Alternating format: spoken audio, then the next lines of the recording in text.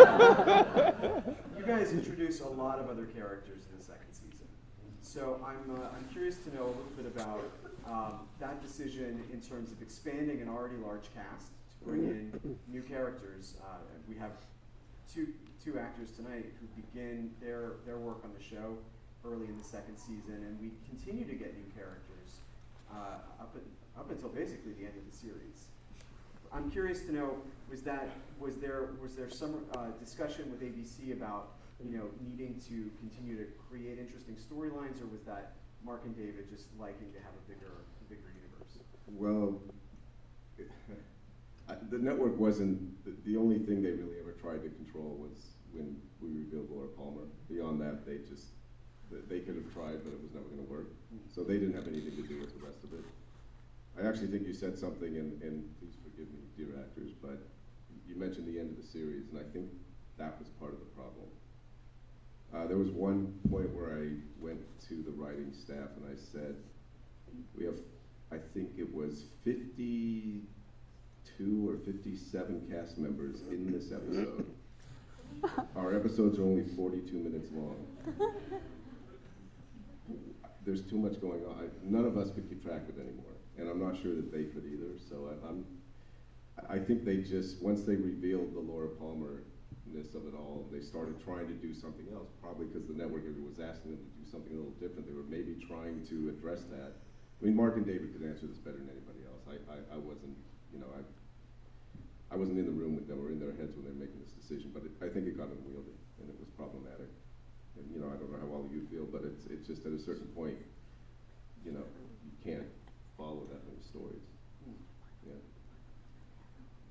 Richard, I'm curious to know about some of the sets that we see in the first season, like Jacques' cabin, the Log Lady's home, places like that. How did you work with Mark and David? What were they looking for, and how would they kind of describe what they needed? Gosh, it's hard remembering that, but I think we looked for pine trees. Anything near a pine tree was good. And I hate to say that, but somewhat that's true. So, like a lot of locations around in Malibu Lake area.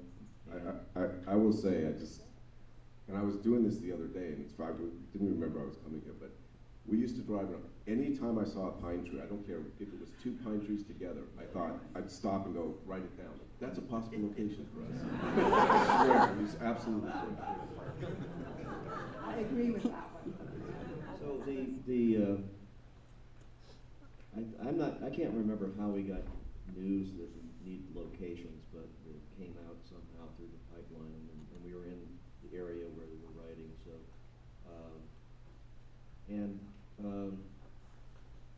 generally, I had a little discussion with Mark. I didn't have too much discussion with David, except for on this episode.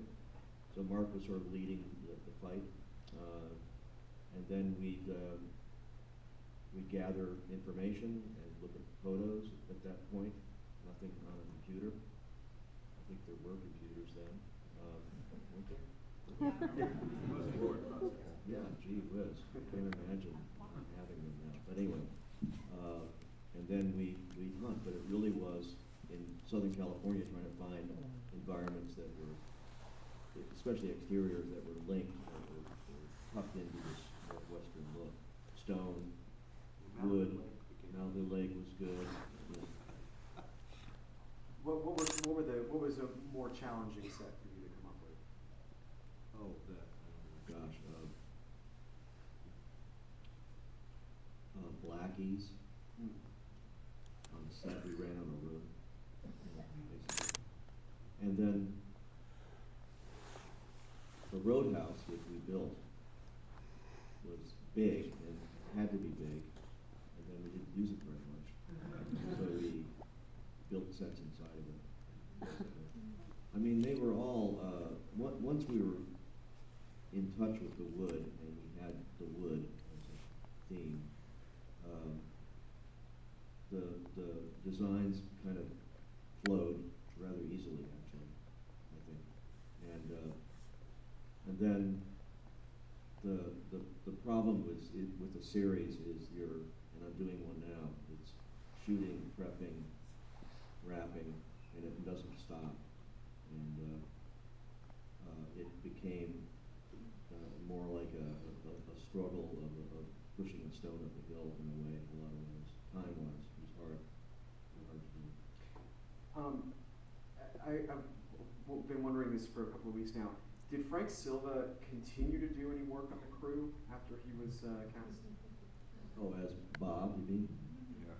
I think he was was he around? I can't remember. He wasn't around too much. Was he? Was he there? Yeah, stayed on. He did? About. Yeah, he did. Well, it was 1,000 years ago. But, yeah, he was fun. I'm glad he was so gastrically looking. Well, one of the things I just wanted to say is Richard, from the get-go, he and his crew were working so hard, such long hours, and I could just see the frustration. We did have the restrictions on how we could build the sets and the materials. I never saw crew work so quickly and so diligently, and I mean, he's just a perfectionist. He's really magical in what he was able to get he and his crew to do. I mean, it still stands out in my mind. I mean, I would just walk the sets and take photos of the empty sets, and so while they were being built, because it happened like it was overnight, and to be able to build sets like that still, I think, they stand the test of time, of the quality, and just the dedication that he would just worry about the littlest things just to get it right. I mean, I've always thought of Richard as just being one of the unsung heroes. Just amazing work that you've done. Scared? Scared. Well, you did a great job. Really, kudos. I'm curious about characters on the show that have, various either, mental disabilities or phobias or things like that. And, between Lenny's character, between Harold Smith and Johnny Horne, you've got two characters that are faced with obviously some great challenges in the characters' lives. Did you come up with a backstory at all for Harold? Was that something that you wanted to explore, the agoraphobia? Absolutely. That was, that was. Sorry, it takes a second. It should be fine now. Yeah, I think it's fine. Yeah, absolutely. That was, from day one, that was essential, at least for me, and it seemed to be Haley, Mark, and David, indeed, everybody seemed to encourage that. But you're left to your own devices there. But it was great to feel that benediction, to do that kind of work. It's very rare in television at all. So that was my lucky job.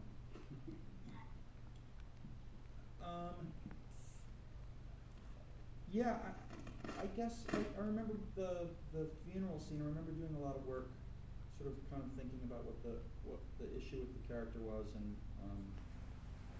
I probably brought a lot of my own personal shit to it, which made it really easy. But I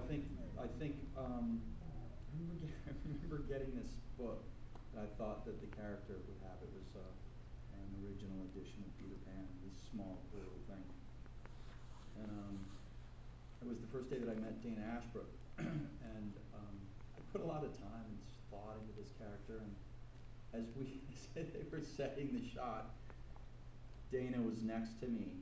I think I worked with him in that scene. He's like, what's that? I was like, that's a book for my character. He's like, okay. So that was unsettling. No, it was really, like you say, it was a very open to exploration kind of thing. With David in particular, it was like, well, what do you think I should do in the scene? He was like, well, I don't know, what do you think you should do? I was like, I don't know, what do you think? Maybe you could try that. I was like, okay, this is really kind of very organic, the process, and very give and take, and it was cool. It was good. And I don't think we ever figured out what, at least for me, what my thing was, what the character was. Well, if I may add something to this, what struck me when I hung out on the set for a while was that, well, first of all, I got the impression that everybody was seriously overworked. So consequently, they were kind of in a trance, and also that was very much what David was kind of used to and almost encouraged. So he created, and I think he has done it in other movies as well. He creates an incredibly overpowering atmosphere, and everybody kind of falls into place. Right? That's, yeah.